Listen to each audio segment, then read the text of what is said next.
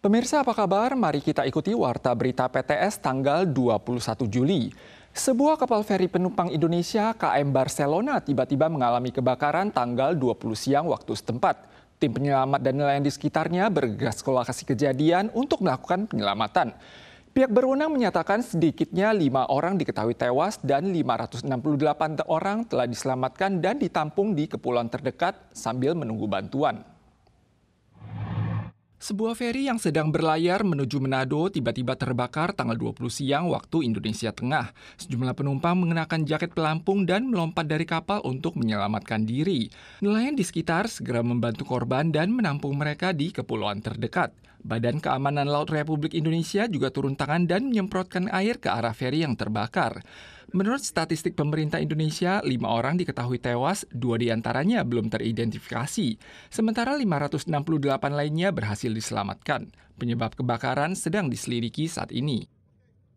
Gejolak tropis yang berada di perairan timur Filipina terus berkembang dan diperkirakan akan berada di jarak terdekat dengan Taiwan mulai Kamis hingga Jumat. Pada saat itu intensitasnya berpotensi mencapai tingkat depresi tropis atau taifun berskala ringan. Wilayah timur laut perlu mewaspadai curah hujan pada saat itu.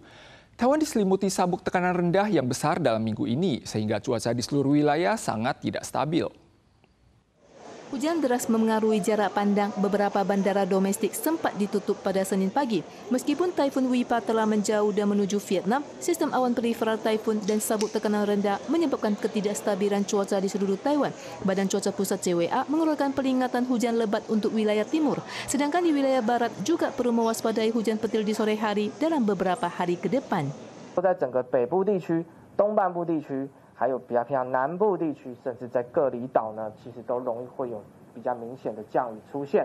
Gejolak tropis di perairan timur Filipina terus menguat dan diperkirakan akan melintasi kawasan timur Taiwan menuju perairan Kepulauan Ryukyu sebelum akhirnya memasuki Laut Tiongkok Timur. Sistem tropis ini diperkirakan paling dekat dengan Taiwan antara Kamis hingga Jumat. Namun struktur gejolak ini masih longgar sehingga perkembangannya belum dapat dipastikan. 它在北上过程中应该会是一个低气压或者是热带性低气压的机会是比较高，但也不排除说它在北上过程中发展成为侵入台风的可能性。 Analis memperingatkan kemungkinan dikeluarkannya peringatan laut jika sistem sirkulasi tropis terus mendekat ke Taiwan. Namun potensi peringatan darat dinilai masih relatif kecil. Cuaca minggu ini masih tidak stabil akibat pengaruh sabuk tekanan rendah dan perkembangan sistem tropis. Masyarakat diimbau membawa perlengkapan hujan saat beraktivitas di luar. Selain itu, warga juga disarankan menghindari aktivitas di sekitar pantai selama ajang pasang surut tahunan mulai 22 Juli. Akibat dampak sirkulasi periferal Taifun, Hualien dan Taitung dilanda hujan lebat, mengakibatkan serangkaian insiden di lembah Hualien dan Taitung serta sepanjang jalan provinsial setempat. Jalur kereta Taitung terputus dan masih dalam perbaikan saat ini. Beberapa rumah warga di Desa Sang'u diterjang longsor yang mengalir ke dalam rumah mereka. Warga pun tak bisa berbuat apa-apa. Hujan deras sepanjang malam menyebabkan longsor di beberapa titik jalan tol penghubung selatan di Kabupaten Taitung menyebabkan jalan terputus. Biro Jalan Raya berhasil membuka satu jalur setelah melakukan perbaikan darurat. Rel kereta api jalur selatan antara stasiun Tau dan stasiun Longxi untuk sementara terputus akibat timbunan longsor. Saat ini, perusahaan perkeretaapian Taiwan TRC tengah melakukan perbaikan darurat. Jalur dari Tau ke selatan dan Cipen ke utara masih dapat dilalui. Namun satu kereta ekspres Puyoma yang berangkat sekitar pukul 7 pagi menuju Taitung terjebak di stasiun Tau. Beberapa rumah warga di komunitas Tanyao, Desa Tau diterjang longsor hingga masuk ke dalam rumah. Akibatnya, warga tidak berani tidur sepanjang malam.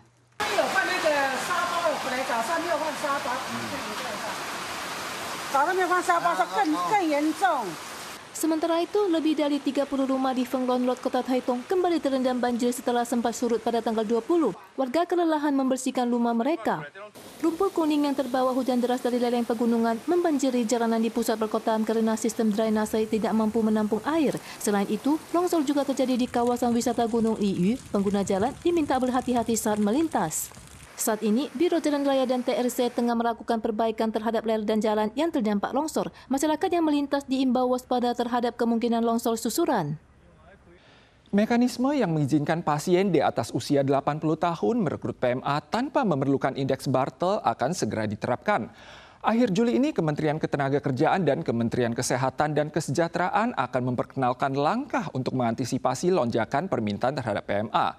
Namun ada ormas khawatir bahwa sistem baru ini akan menimbulkan efek preferensi yang dapat memicu PMA yang merawat pasien bergejala sedang hingga parah memilih bekerja pada keluarga pasien bergejala ringan.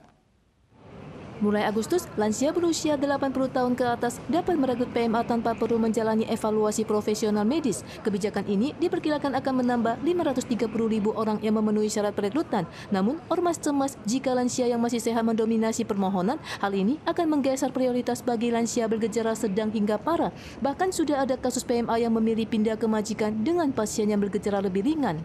健康长辈如果外老到家里去，其实做的可能都是一些做家务，然后陪伴的这样的比较轻松的工作，相较于现在20万的这些比较中重度的家庭，他们做的都是身体照顾的这样的一个工作，你就难保说外籍看护他们在选择上面会倾向于避重就轻。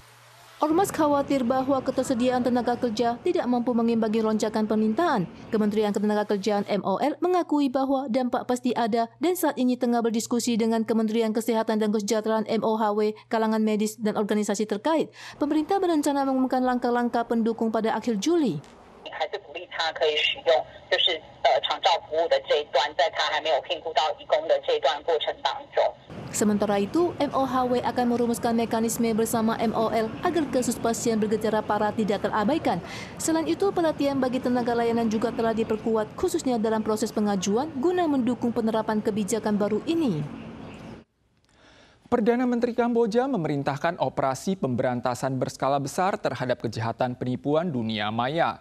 Mereka telah menangkap lebih dari 2.000 tersangka dalam beberapa hari, mencakup sedikitnya 75 warga Taiwan, 700-an warga Tiongkok, 400 warga Vietnam, dan 200 warga Indonesia. Kamboja terus menggencarkan operasi pemberantasan penipuan online.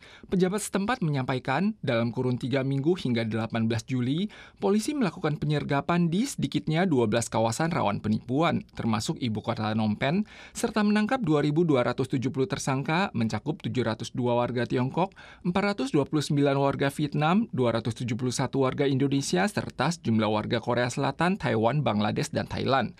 PBB memperkirakan pendapatan ilegal yang diraup oleh sindikat kriminal internasional yang mayoritas berasal dari kejahatan penipuan online di Asia Tenggara telah melampaui 40 miliar dolar Amerika per tahun. Pemirsa sekalian, sekian Warta Berita dari PTS. Kita susul lagi di lain kesempatan. Sampai jumpa.